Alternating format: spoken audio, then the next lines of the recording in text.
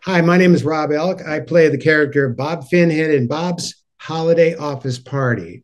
So if you want to learn a little bit more about me or this production, watch this video. When did I fall in love with theater? When I was a kid. I uh, I remember seeing plays. I grew up in a small town in Iowa and seeing plays at the community theater. And I remember my dad was in a couple of productions. Like my dad was in Showboat, and then he and I were in the Music Man together.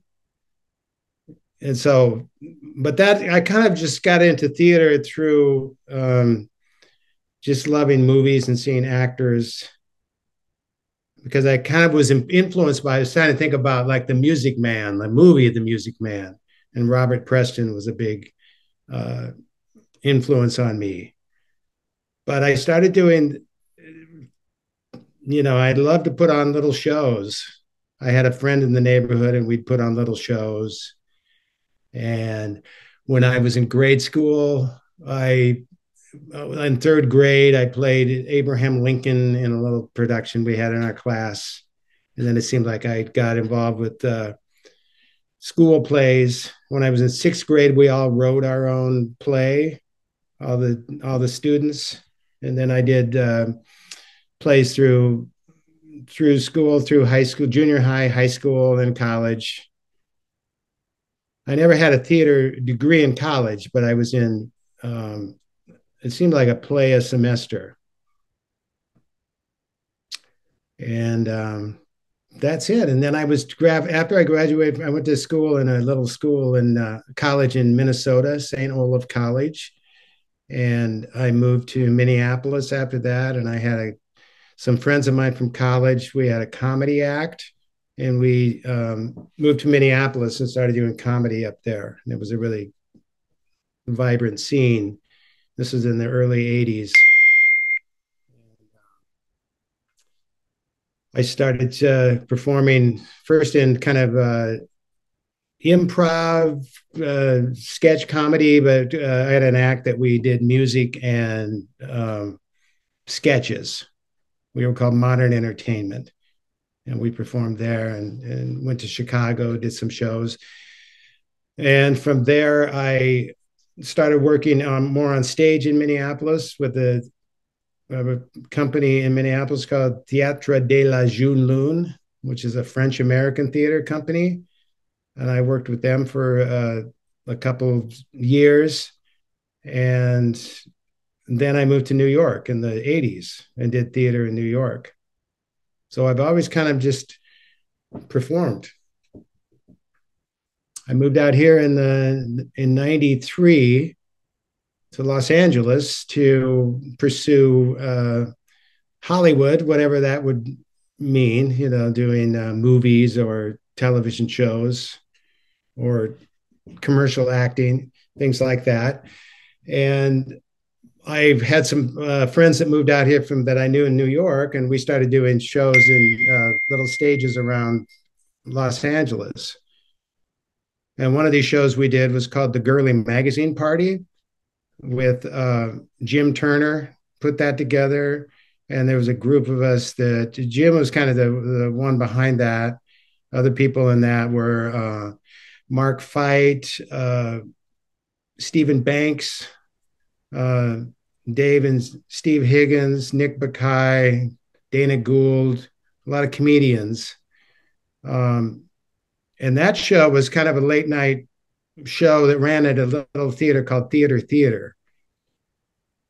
I'm kind of going from this question just to kind of ramble with it if it's okay, because I'm telling you how this kind of led to Bob's holiday office party. So this show, the Girly Magazine Party, ran on Friday nights at Theater, which was a little theater in on Cahuenga, and it was, it closed and then it turned into the Greyhound bus depot, and and then it got torn down and it's not there anymore. But it was a little theater, a 99 seat theater, and that show it was a lot of fun, and it was very popular on Friday nights. It would kind of sell out, and people would come down to see that show. It was a spoof of kind of the old Hugh Hefner's Playboy After Dark, and um, it had its long run. And through working at Theater, I did some other shows. I did a show called the telethon for the flesh eating virus. Um, and that was with some people that ended up being in the first Bob's Office Party. Joe Keys, Chris Strobeck, a lot of Minneapolis-based comedians that were out here. Um, Joe Manjaris was in that show. And so, with our relationship with Theater, and another show that I had done, which was a kind of a combination of a variety show and stand-up comedy show, Jeff Murray, who was running Theater, asked me to do a night, and he wanted it to be a holiday show, and he wanted it to be, instead of just a show that was, a presentational show, he wanted it to be kind of interactive and kind of a more of a fun type of idea. So I thought of that idea that we were doing with the Girly Magazine Party, which was kind of like a TV show, and people were watching this show, and happened. I thought of it being a show that would be a party, and so when I was brainstorming with other people, we came up with the idea of it being a party at a insurance agent's office in a little town in Iowa, because it's kind of based on where I came from.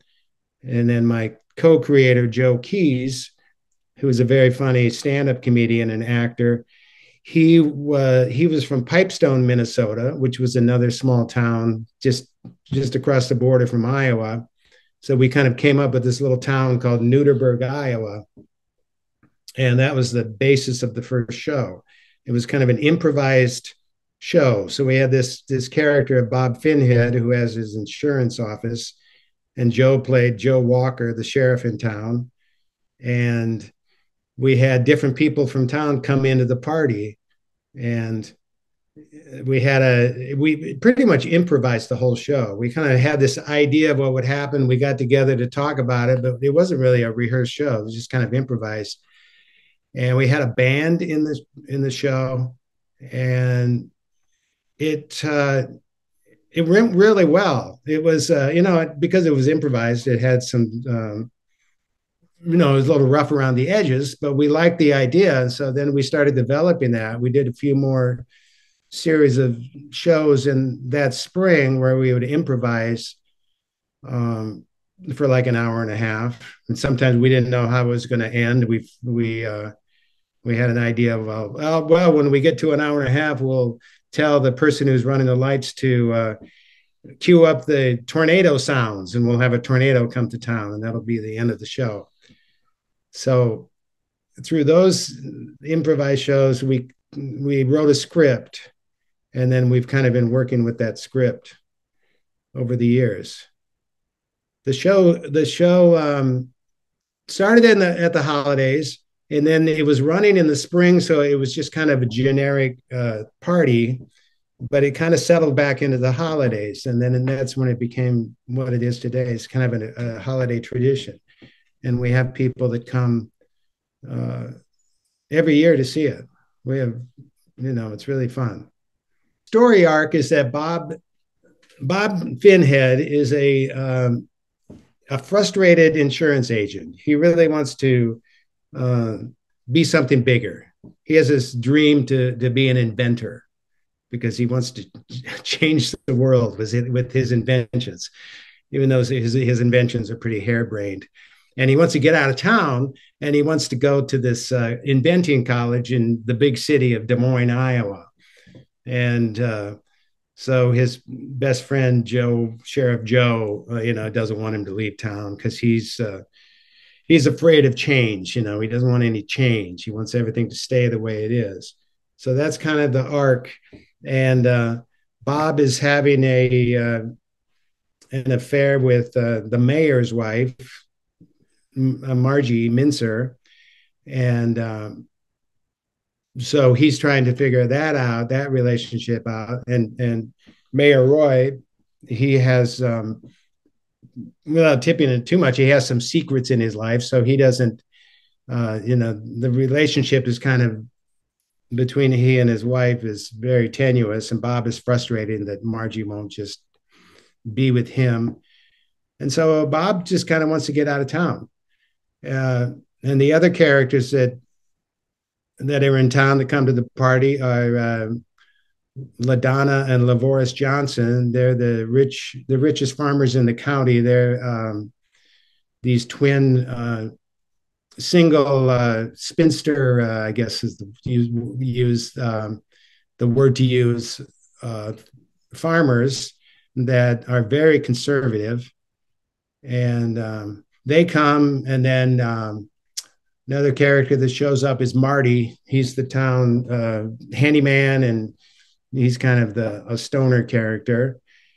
And then we have a visit from Carol, who's the minister's wife. She comes in to drop off some napkins, and she announces that she's going to go to the Lutheran talent show, or the Lutheran church, and she's going to sing a song at the talent show. So we all get her to sing a song, and she's she's very shy, and that turns into a very kind of it's a very entertaining moment in the show when she sings her song.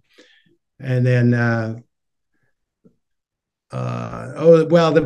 other character that comes in at the beginning of the play is Elwyn Bewey, who was a person that they grew up in the town, and for some reason didn't get along with everybody, and they picked on him, and they pretty much bullied him, and he got out of town and became very successful.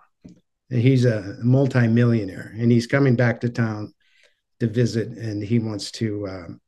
He has some agenda. It kind of comes clear why he's in town, but he comes back, and that brings up a lot of memories and uncovers a lot of old wounds, and so he has to work through that, and we all have to work through that. And then our last character that comes into the play is Brandy, who's what? How do I say that? She's the woman in town that's always hanging out at the bar that wants to. She always wants Sheriff Joe to put her in the handcuffs and take her down to the. And he says later, we'll talk about that later. And so she brings a little bit of spice to the party. So the party starts out very, very orderly and prim and proper, and by the end of the show, it's everything's come undone. There's a lot of drinks spilled and cheese balls on the floor, and a lot of secrets revealed. I think we going back to that original show idea, I think we just had some ideas and we wanted to try these out. So Joe and I have known each other for a long time, and he's very funny and a real storyteller. And that first show was just him coming in and kind of telling stories, and we've kept a lot of those things. And it's just how we work off each other. I play kind of the straight man. Bob is the straight man who's kind of he's the one that the audience looks to as to keep everything grounded in reality, because all the other characters are so extreme. And the people that we have with us, we kind of have a connection to the Midwest. There's people that we've met. Like I mentioned, that first show, the Girly Magazine Party, Mark Fight was in that show. And Mark has been a performer out here for, since how long would that be? 30 years or more. He has a lot of characters, and he's always doing shows around town. He has a great show that he does at the three clubs called the Tony Martini Hour. And he's very funny. And he plays the character of Marty. And that's a character that he created with his act Two-Headed Dog that he does with Jim Turner. And so we've got Marty in our show. So he's doing his character there. We have the the actors that are playing the twins this year, Johanna Mackay has been doing it over the past few years. And we have Judy Hennigan coming in. She's done it once before. In the past few years, we've had Miley Flanagan and Melissa Denton playing the parts. And due to scheduling, Melissa got a job in Minneapolis, so she's not able to do the show this year. And Miley is very busy. She's does a lot of Comic Cons because she's a voiceover actress and very well known. She does the voice of that Japanese anime Naruto. So because of that, she has a lot of weekend appearances, and she's also has a busy schedule, so she wasn't able to do it this year. And we're going to miss them, but we have really, really great actors coming in to play them. This year to play Elwyn, we have two actors that are going to be splitting the role. We have Peter Breitmeyer, and Elwyn is the character who came back, the rich guy. So Peter Breitmeyer will be playing that for the first 2 weeks, and he's a very funny actor. He's done a lot of work out here, and he's kind of known like in the Progressive commercials. He played one of the insurance agents from the other company that Flo is, and so he's going to be playing Elwyn the first 2 weeks, and then we have J.P. Manu coming in for the last week, and they're going to be great. We just had rehearsed last night with them. They're hilarious. We have Andrea Hutchman coming back to play Margie. She's been playing Margie over the years. She comes from Chicago and also the Minneapolis scene. And we have Serena Irwin, who's going to be playing Carol and Brandy. She's been playing that role for the past 6 years or more. And she's great. And then she can't do 2 nights, so we're going to have Chloe Taylor play the part for 2 nights.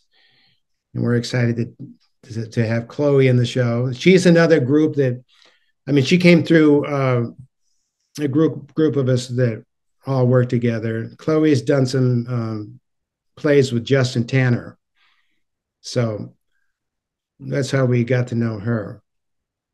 And Justin is another guy that's a fan of the show, and he was in the show last year, but he won't be able to do it this year because he's doing his own play at the Matrix, or over at the Matrix Theater.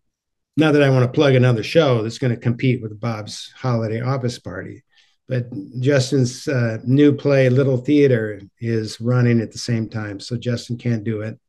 And Justin has directed the show in the past years, and he's a big fan of the show. Oh, and then who's playing Mayor Roy is going to be Pat Town. And Pat's been doing the show for the past half a dozen years. And Pat is a hilarious actor from Chicago, like a Second City actor. And he's really funny. So it's a great, great cast. We have a lot of fun.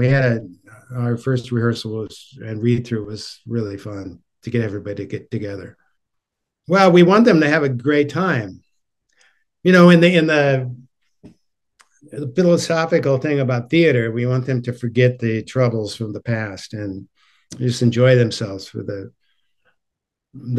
hour and a half or hour and 45 minutes of Bob's. You know, so it's just a very silly show. I think I just get people that react to the show in such a nice way, and it's always fun to hear that. So I hope that they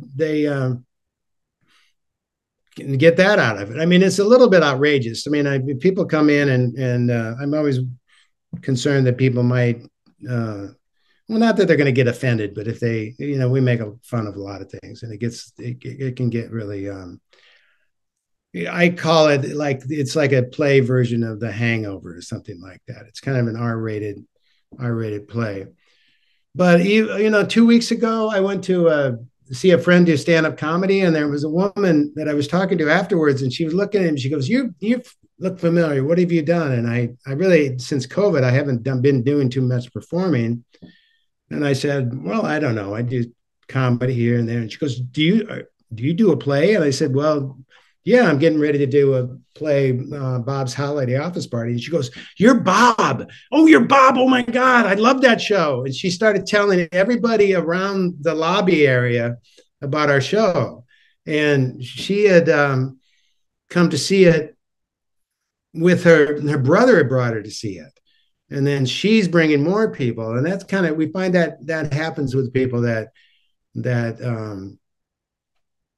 just kind of infectious. And then people come back year after year. And we'd really, I started noticing that maybe 10 years ago when I was over at the Hudson Theater, which is a small theater. And I went out to the lobby, and there were all these people standing there, and they were saying, "Oh, hi, it's so good to see you. This show is part of our holiday tradition." And I kind of heard that, but that's when it really started to hit me that people come back to see the show year after year. And in the past, we've had groups rent a bus, and come in a party bus. We've had people dress up in. Sometimes they dress up in characters from the show, or they'll wear, those crazy Christmas sweaters. And so they really get into that. And it's just it's really, really wonderful to see that. And we did an event where, and we're going to do that this year, where we had an audience talk back, where we came out and talked to the audience after the show on a Saturday night. And I think it was Melissa who started asking people. She goes, "I've got a question. How many people have seen this show for the first time?" And there was a few people that raised their hand. "Now, how many have seen it 2 times?" And then a couple other people. "And how many have seen it more than 4 times?" And then more people raised their hand. "And how many people have seen it like 8 times?" And then like the whole crowd had like raised their hands. And I was amazed that people come, well, not amazed, but just really honored that people come back to see this time after time.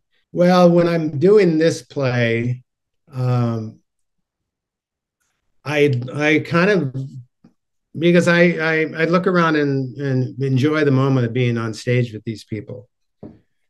And I've had that over the time, with different, there's been a lot of actors that are really funny, and sometimes there'll be moments when I'm with somebody, I'm going, wow, this person is really a great performer and a great talent, and I'm just in awe of it. I've had some,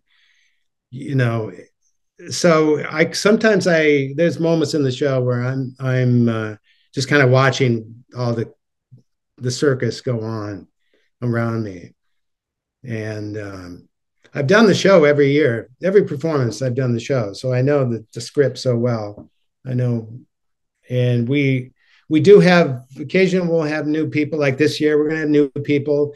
And it's really fun to work with different people. And I've learned to be really, we used to just say to people, "Oh, don't worry about it. If somebody is new to the show, don't worry about it. We know the show so well, nothing can go wrong. It'll be great." And then I realized that the new people are very, it's pretty stressful for them to come into a show like this, even though we know that they're going to be great. So we're trying to, over the past few years, we've become more aware of that and trying to give them as much time as they can so they feel comfortable.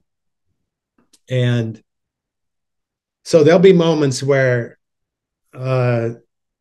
things will get jumped around. Somebody will forget a line or jump over a whole chunk of things, and then we'll try to figure out if we need to get that information back into the show. If there's something that they dropped that needs to be brought out to further the story, or if it's just a joke that you can just move on from, you don't have to go back and catch it. So it's just a little bit of sitting back and watching the fun, and also keeping things moving, and just trying to keep the overall eye on the show. I'm not saying it's like directing it. It's just trying to keep it going because we have a great director with Matt Roth, who I just love working with. And when we were rehearsing last night, it was kind of like people were asking me questions, and I was going, "No, we have a director. Let him." So we're remounting things, and we're saying, "Oh, last year I stood over here and did this," and Matt will say, "Well, you don't have to. We don't have to do it that way. Whatever you feel, whatever feels right." And Matt he's a great director because he has just a sense of calmness about him, and he really brings things out. He makes you want to bring things out. Well, it's the first time we've been at the Beverly Hills Playhouse. That's one of it. It'll be a fun experience for all of us. I'm excited about it because it's uh, it has a reputation to it. It just sounds great. The Beverly Hills Playhouse. And it's been Alan Barton, who runs the theater, told us that it's 100-year-old building. I don't know I don't know, I should look it up, but I don't know how long it's been there. But you go in there and it's a very intimate space. And it's a very, I think it's going to be a great place for us. It has a lot of history to it, and they must see it there because that's the only place it's going to be this year. But I think people must come to get on the Bob's train and find out what it's about. Over the years, we've had people that there were some actors that would come up to see our show on a Sunday night after they had done the Christmas Carol down at South Coast Repertory. And I've learned that after a few years, that it was kind of their tradition. So they would do their show. I think it was I don't know if it was like after their last show on a matinee, and they would rush up to see our show. And that guy, his name is Don Took, was an actor in the Christmas Carol, and I got to know him. And one year I was in June, I was in New York City, and I was on the subway. I'm just riding the subway like you do in New York, and this guy who was sitting down in the chair, or in the seat at a subway. They don't have chairs in the subway, but the seat. He leaned over to me, and I was standing there like holding onto the strap or the pole. He leaned over to me and he goes, "Is there going to be a Bob's Holiday Office Party this year?" And I went, "What? Who are you?" And it was Don Took, and he was this actor from the South Coast Rep. That was really fun. So I'm thinking of the people that have come over the years. Matt Groening, the creator of The Simpsons, is a fan of the show. He's come almost every year, and he heard about the show because a friend of his who teaches theater over at Occidental College at the theater department would bring his students, and brought Matt one year. And so Matt comes back to see the show. And then, there's just, I'm mentioning people that are actors, but there's just the everyday people that write me. I always get emails around the early fall or late summer about where's the show going to be this year. So it's wonderful, and it's kind of like, so I'm going to do it again this year, I guess. I don't know if I'll ever stop. This is the 25th year. And the first year back, that's the other reason why people should come see it. It's the first year back after COVID. So we haven't done it since 2019. Well, I think the thing about the play is that it's kind of about a small town. I mean, it's all about a small town and the community and the characters, and they all, even though they're different characters and they kind of have their arguments, there's a real sense of community to the town, and that's part of the arc of the show. But I would hear people talk about it afterwards. Whether people are from even the East Coast or the West Coast, they can relate to these small town characters. And I even had a friend who was a director who is from New York City, and he was really, there was something he said about those people that's just kind of a heartwarming story about how they feel about each other. And hopefully we're trying to get that apart, especially in these times, as Joe says, in these times of pain and suffering, we can get together and have a sense of community. So that's kind of the arc of it. It's kind of a little bit of It's a Wonderful Life, that kind of a positive story. It's all the mayhem and the spilled drinks and the cheese balls. Well, my name is Rob Elk, and I play Bob Finhead in Bob's Holiday Office Party. And the show is running at the Beverly Hills Playhouse, opening this Friday, December 2nd, running Friday, Saturday, and Sunday. And we're going to be closing on Sunday, December 18th. So that's 9 shows only at the Beverly Hills Playhouse. And you can go to www.bobsofficeparty.com for tickets.